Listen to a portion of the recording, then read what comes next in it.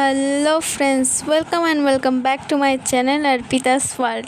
আজ আমরা শিখব খুব সহজ আর স্বাস্থ্যকর একটি রেসিপি, পাট শাক ভাজা। এই রেসিপিটি খুব অল্প উপকরণেই তৈরি হয় এবং ভাতের সাথে খেতে অসাধারণ লাগে। চলুন শুরু করি। প্রথমে পাট শাকগুলোকে এইভাবে একটা একটা করে বেছে নেব। এরকম একটা একটা করে বাছা হয়ে গেলে ভালো করে জল দিয়ে ধুয়ে নেব।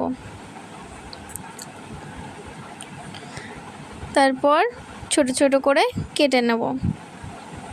এবার কড়াইতে সরষের তেল দিয়ে দেব। তেলটা গরম হয়ে গেলে ওর মধ্যে দিয়ে দেব 3টে শুকনো লঙ্কা আর দেব পেঁয়াজ কুচি ও কাঁচা লঙ্কা।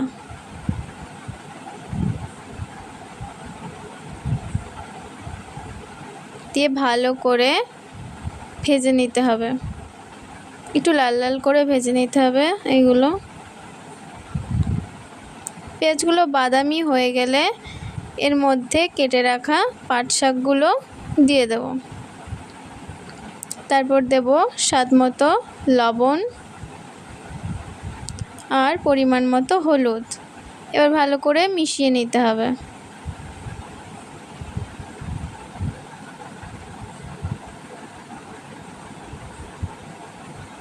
ভালো করে মিশিয়ে একটু ভাজা ভাজা হয়ে গেলে এটা দিয়ে একটু জল ছাড়বে, তার জন্য এটাকে একটু ঢাকা দিয়ে রেখে দিতে হবে 5 মিনিটের জন্য। 5 মিনিট পর ঢাকনা খুলে এটাকে একটু নেড়ে চেড়ে নিতে হবে যাতে কড়াইতে লেগে না যায়।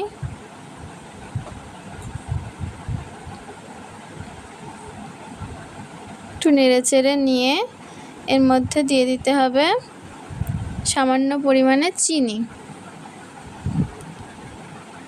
দিয়ে এটাকে একটু ভালো করে ভাজা ভাজা করে নামিয়ে নিলেই তৈরি হয়ে যাবে সুস্বাদু এবং টেস্টি পাট শাক ভাজা। ভিডিওটা ভালো লাগলে লাইক কমেন্ট শেয়ার করে দিও এবং চ্যানেলটিকে সাবস্ক্রাইব করে দিও।